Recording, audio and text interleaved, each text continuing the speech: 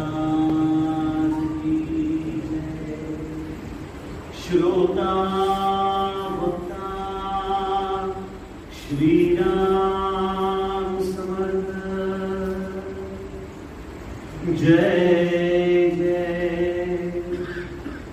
रघुवीर समर्थ।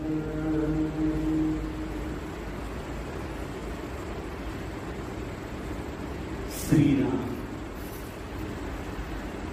आपल्या सर्वांच्या हृदयस्थ बसणाऱ्या आत्मारामास साष्टांग प्रणिपात करून आज या माझ्या भाग्याच्या दिवशी जेव्हा मला दिवे मामांचा प्रत्यक्ष स्पर्श झाला, त्यांचा आशीर्वाद प्राप्त झाला, त्यांना नमस्कार करता आला, अशा या परमवंदनीय दिवे मामांना पुनश्च एकदा वंदन करून या नामालयात ब्रह्मचैतन्याच्या या परमचैतन्याला सप्रेम नवाने वंदन करून सज्जनो, देशकाळ परिस्थितीनुसार आपल्याला थोडस नामाचं चिंतन सांगावं अशी आतून प्रेरणा निर्माण होते। खरं तर शेजारी दिवे मामा बसलेले असताना उपदेश देण्याचा आमचा अधिकार नाही, परंतु आम्ही योग्य रस्त्यावर आहोत की नाही हेच त्यांनी आम्हाला सांगावं, हीच त्यांना प्रार्थना। मला आठवतं पूज्य बापूसाहेब दामले जेव्हा जेव्हा आम्ही विदर्भामध्ये यायचो, नागपुराला यायचो, तेव्हा तेव्हा दिवे मामांचा देखील आवर्जून उल्लेख करायचा, कारण तसं ही गोंदवल्याची माणगंगा विदर्भापर्यंत येणं हे अवघड काम होतं। परंतु तिथं बाबासाहेब कुलकर्णी, दत्ताभैया कुलकर्णी, त्यांचे बंधू गिडे मामा, अशा या सगळ्या लोकांनी ही ब्रह्मचैतन्याची माणगंगा विदर्भापर्यंत आणली आणि या माणगंगेचा हा प्रवाह अनेकांना तृप्त करून गेला, अनेकांना नामाच्या मार्गावरती लावून गेला। त्यामुळे हे फार मोठं भगीरथ कार्य जे या कलियुगामध्ये चाललेले, त्या अतिशय मोठ्या कार्याला देखील मी वंदन करतो। या नामालयाच्या या परम पावन अशा वास्तूला अभिवादन करतो। सज्जनो, आपण ज्या वास्तूमध्ये बसलेलो आहोत त्याचं नावच नामालय आहे। हे नामाचं घर आहे, नामाचा निवास आहे। अशा या वास्तूमध्ये आल्यानंतर जसं आपण ज्या वास्तूच्या ठिकाणी जातो तिथल्या प्रधान देवतेला वंदन करतो, इथं प्रधान देवता हीच मुळी भगवंताचं नाम आहे, रामाचं नाम आहे। अशा या रामनामाचा गौरव, या रामनामाची महती आपण एक 10-15 मिनिटं पुनश्च एकदा आपल्या सगळ्यांना नामाच्या प्रती आणखीन प्रेम निर्माण व्हावं यासाठी समजून घेऊया। समर्थांचा एक अतिशय सुंदर श्लोक आहे। काय म्हणतात समर्थ? बहु चांगले नाम या राघवाचे, अति साजिरे स्वल्प सोपे फुगाचे, करी मूळ निर्मूळ घेता भवाचे, जीवा मानवा हेची कैवल्य साचे। 4 ओळीच्या या मनोबोधातल्या श्लोकातून समर्थांनी नामाचं अपरंपार महत्व आपल्याला सांगितलं। बहु चांगले नाम या राघवाचे, साधं सुद्धा नाव नाही, अतिशय चांगलं, कारण ते तुमचं सर्व दृष्टीने मंगल करणार आहे। म्हणून आमच्या रामचरित मानसमध्ये गोस्वामीजी आम्हाला पहिल्याच ओळीमध्ये सांगून टाकतात, मंगल भवन अमंगल हारी, द्रवसो दशरथ अजिर बिहारी, मंगल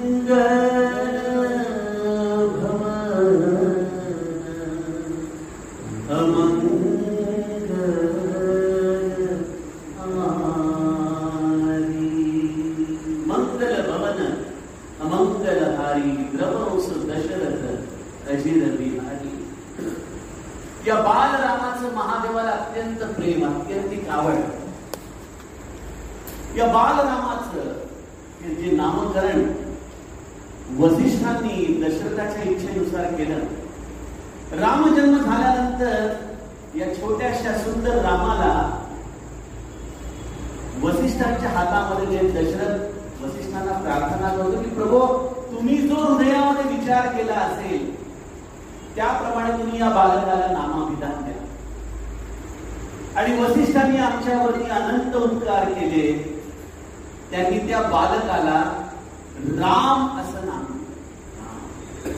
आणि या राम नाम देताना गोस्वामीजींनी फार सुंदर चौपाई लिहिली की जो आनंद सिंधु सुख रासी, सी करते त्रैलोक सुवासी, सो सुख धाम राम अस नामा, अखिल लोकदायक विश्राम. आनंदाचा सिंधू जणू काही वसिष्ठांना हातात घेतल्यासारखं वाटलं.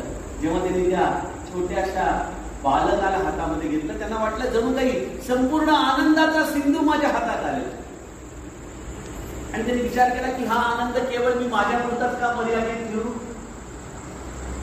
जो जो कोणी या बालकाचं नामाभिधान घेईल त्याच्यावरती या आनंद सिंधूचा वर्षाव होईल. या आनंद सिंधूचे तुषार त्याच्यावरती पडतील. आणि तो खऱ्या अर्थाने ज्या आनंदाच्या शोधासाठी धडपडतोय, आज आम्ही सगळेजण कशासाठी धडपडतोय? आनंदासाठी तर धडपडतोय. का सकाळी उठल्यापासून आम्ही सगळेजण आपलं विविध कार्य करतोय? कारण आम्हाला सगळ्यांना आनंद हवाय. पण बऱ्याचदा आनंद ही वस्तू आमच्यापासून नेहमीच 2 फूट अंतरावरती राहते, ती आम्हाला कधी प्राप्त होत नाही. कारण आम्हाला खऱ्या आनंदाचं निधान मिळालं नाही, स्थान मिळालं नाही. आणि खऱ्या आनंदाचं स्थान आहे राम राम राम. त्यामुळं समर्थ मनोबोधाच्या या श्लोकामध्ये म्हणतात की ज्याला आनंदाचा शोध घ्यायचा आहे त्याच्यासाठी एकच ठिकाण आहे, बहु चांगले नाम या. तुम्ही राम नाम घ्या, मनापासून घेऊन बघा. तुमच्या हृदयामध्ये हा आनंद सिंधू उचंबळून येतो.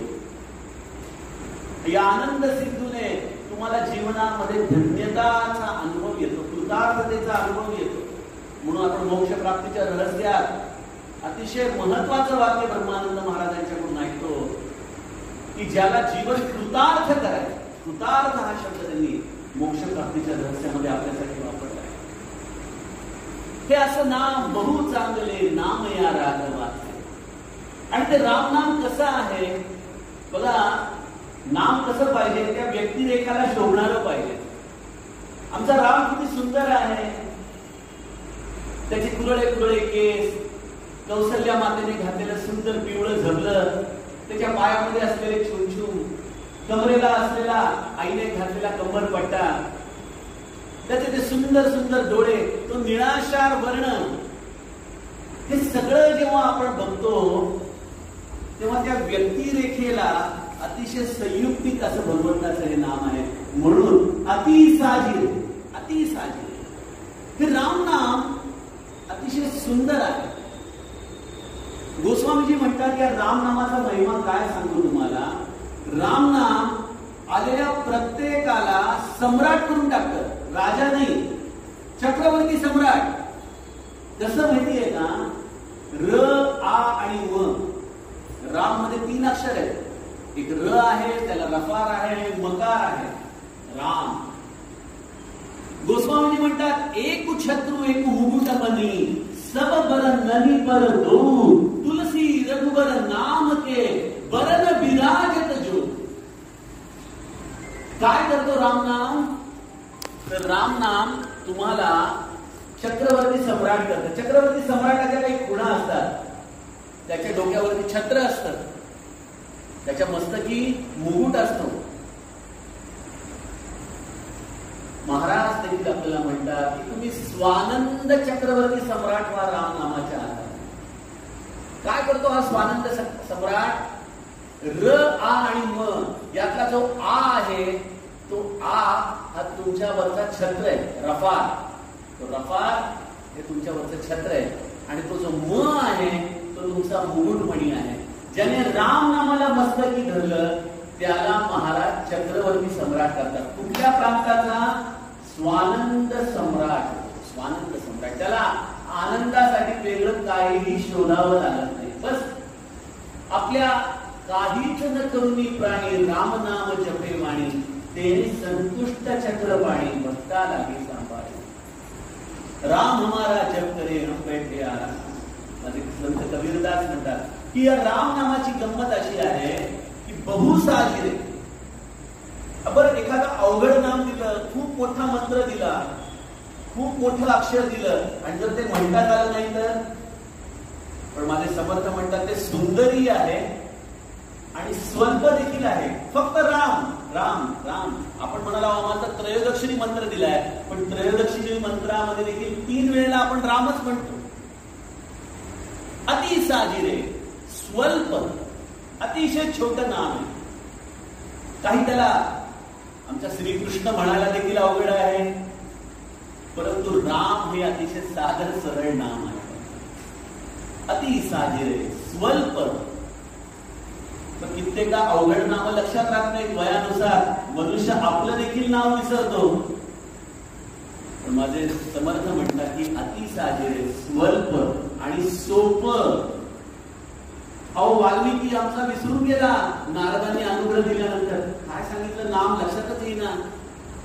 त्यांनी सांगितलं होतं राम राम राम राम म्हण. याला लक्षात येईना. मला काहीतरी मरा मरा मरा मरा मरा म्हणायला सांगितलं. ते मरा मरा मरा मरा म्हणता म्हणता उफराट्या नामासाठी वाल्मिकी तरला उठाउठी, भविष्य बदला शतकोटी चरित्र रचना. किती सोपं असावं ना ते. राम म्हणता म्हणता म्हणता मरा मरा मरा मरा मरा मरा मरा म्हणता म्हणता म्हणता राम हा शब्द त्यामधून प्रगटला. त्यामुळे ते स्वल्प आहे, सोपं आहे आणि हे नाम घेण्यासाठी कोणालाही कुठलंही मूल्य भरावं लागत नाही. अति साजिरे, स्वल्प, सोपे आणि फुकाचे, फुकट आहे.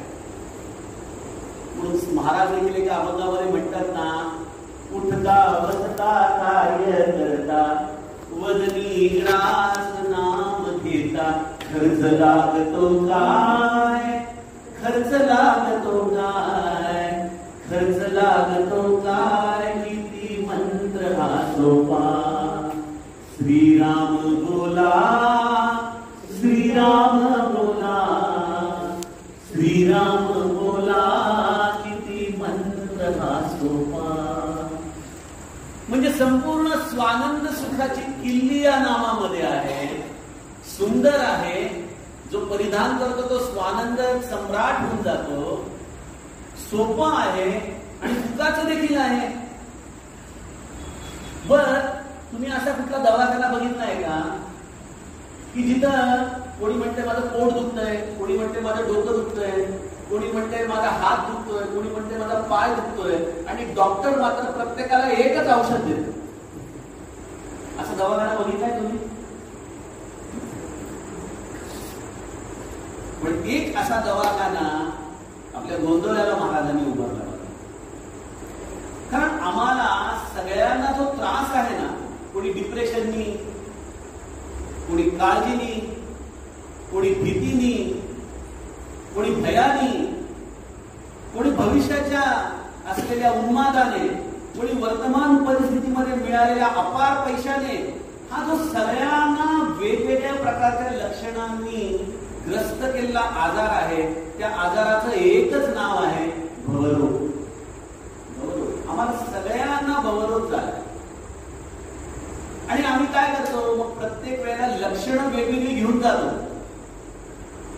सद्गुरु राजवैद्य पूर्ण राम नामाचे रसायन, स्वहस्ते मम मुखी पालन, केले सावध स्वरूपी श्रीराम.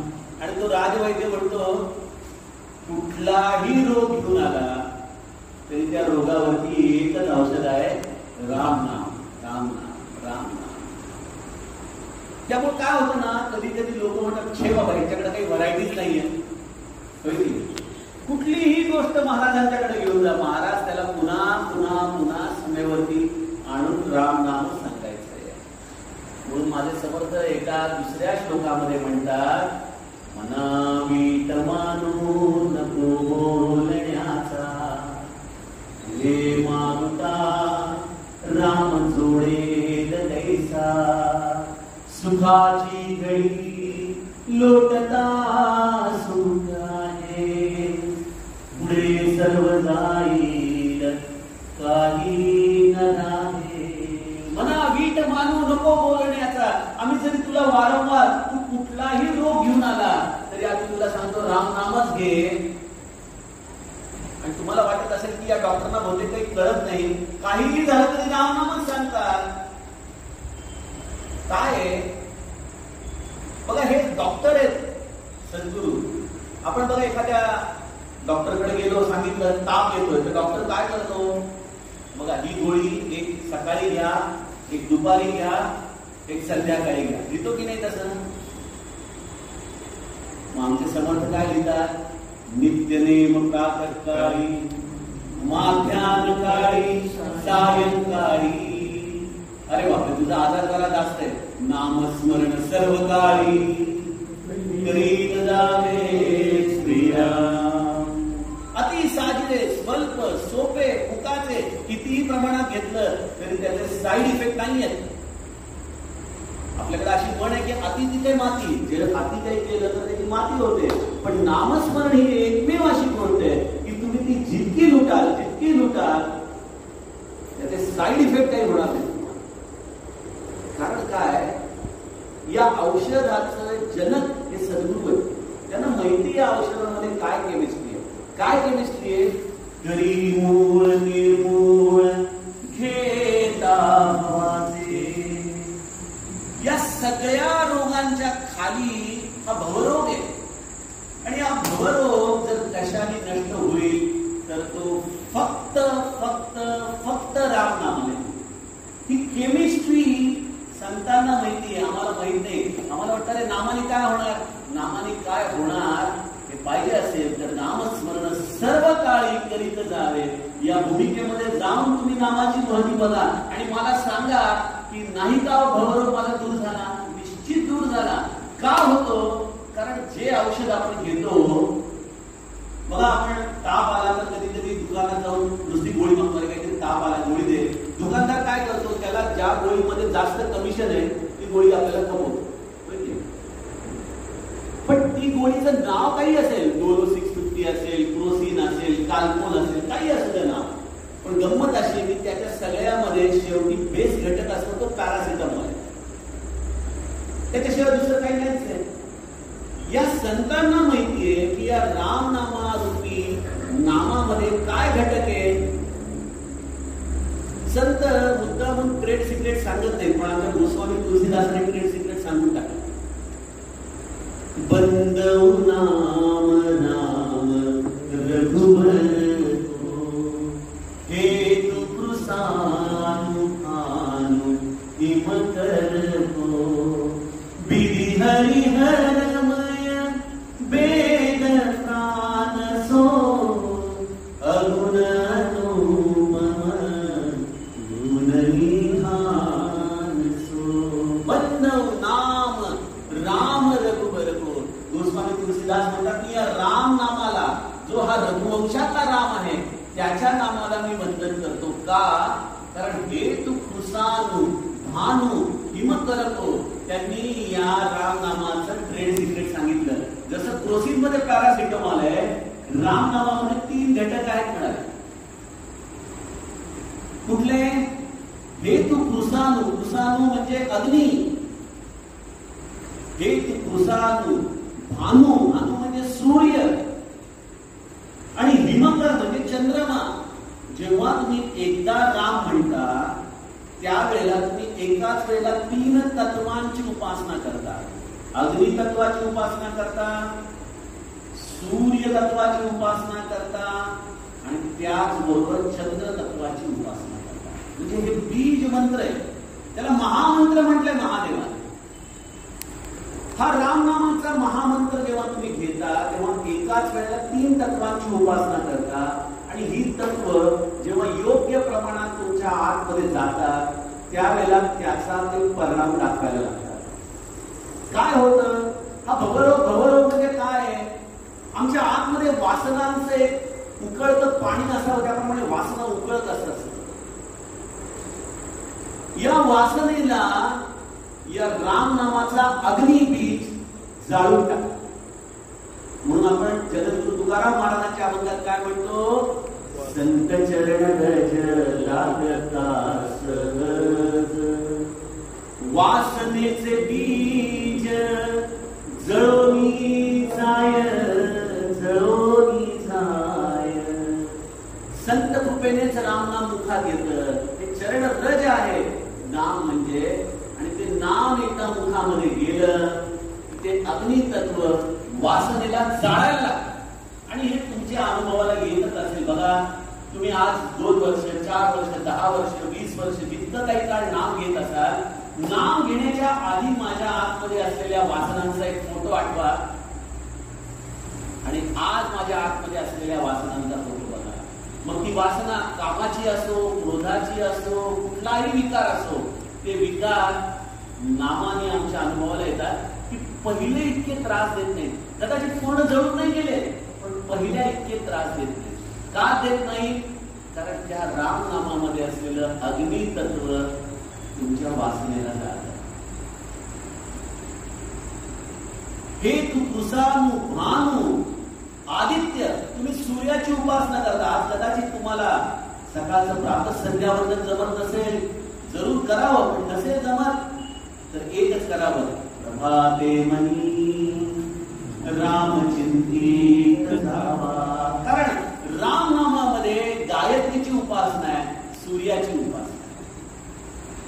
आणि हे सूर्य तत्व तुमच्या आतमध्ये प्रगटायला लागतं आणि तो काय करतो? आतमध्ये तुमचा प्रकाश द्यायला सुरुवात करतो. हा आतमधला प्रकाश एकदा आला की अज्ञानाचा अंधकार तिथे टिकू शकत नाही. न कळेची कळो येईल उगले नामे या विठ्ठले एकाची. तुम्हाला जे कधी तुम्ही वाचलं नाही, जे कधी तुम्ही जाणलं नाही. भिडे मामांच्या बाबतीमध्ये अनेकांचे अनुभव आहेत की भिडे मामा तिथं बसून तुम्हाला सांगतात 4 गोष्टी. याचा अर्थच त्या नामाचा हा प्रताप आहे की तुम्हाला न कळेची कळो येईल उगले नामे या विठ्ठले एकाची. ते नाम तुम्हाला तो स्वयंप्रकाश देतात. नाम हे स्वतः सिद्ध आहे. नामाला पुस्तकाची जरूर नाही. किंबहुना नामाला या प्रवचनांची देखील गरज नाही. नाम हे स्वतः सिद्ध आहे. तुम्ही ते घ्या आणि ते घेतल्यानंतर कालांतराने, पण तुम्ही अँटीबायोटिक सारखा 3 दिवसाचा कोर्स करून नामाचे परिणाम बघू नका.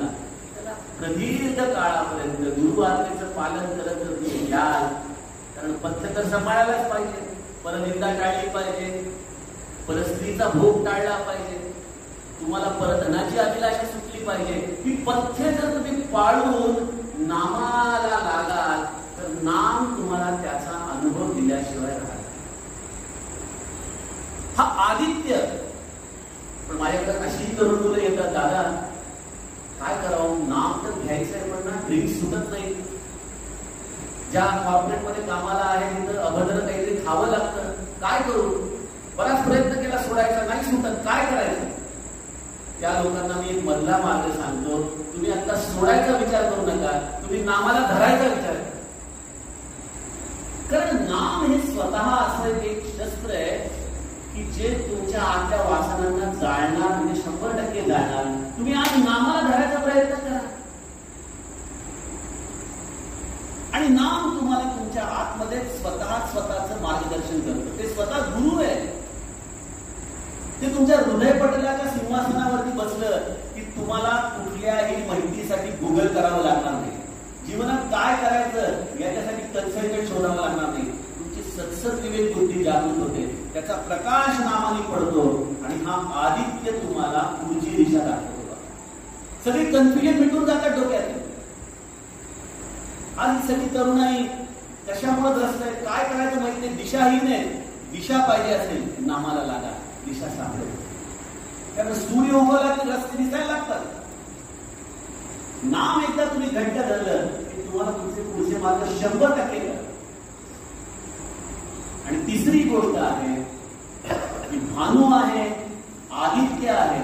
आणि तिसरी गोष्ट, नव परिस्थितीमध्ये असताना जे असमाधान तुम्हाला सतत त्रास देतं, राम नामातला हा मकार, हा चंद्रमा तुम्हाला तुमच्या सगळ्या देहा अवस्थेमध्ये समाधानाची अनुभूती देतो. तुम्ही दिवसभर कष्ट कराल, सगळं कराल, कदाचित तुमच्या मनाविरुद्ध घटना घडतील, तरी देखील संध्याकाळी जेव्हा तुम्ही परतून याल, जसा माझा राम सगळ्या वानर दळाकडे, अस्वल दळाकडे युद्ध करून आल्यानंतर सगळेजण धापा टाकत रामासमोर उभे राहायचे आणि राम फक्त त्यांच्यावर एक कटाक्ष टाकायचा, चित्तही कृपा करी राजीव नयना. आणि त्या रामाची एकदा नजर फिरली की सगळे स्वस्थ होऊन जायचे, आनंदी होऊन जायचे, कष्ट विसरून जायचे. तेच कार्य त्याचं नाम आज करतं. जर तुम्ही नामामध्ये असाल तर दिवसभर कदाचित विपरीत परिस्थितीमध्ये कष्ट केल्यानंतरही संध्याकाळी जेव्हा तुम्ही त्या नामाला बसाल तेव्हा नाम असू दे बाळा, जसं आहे तसं रामाने गोडच केलेलं आहे.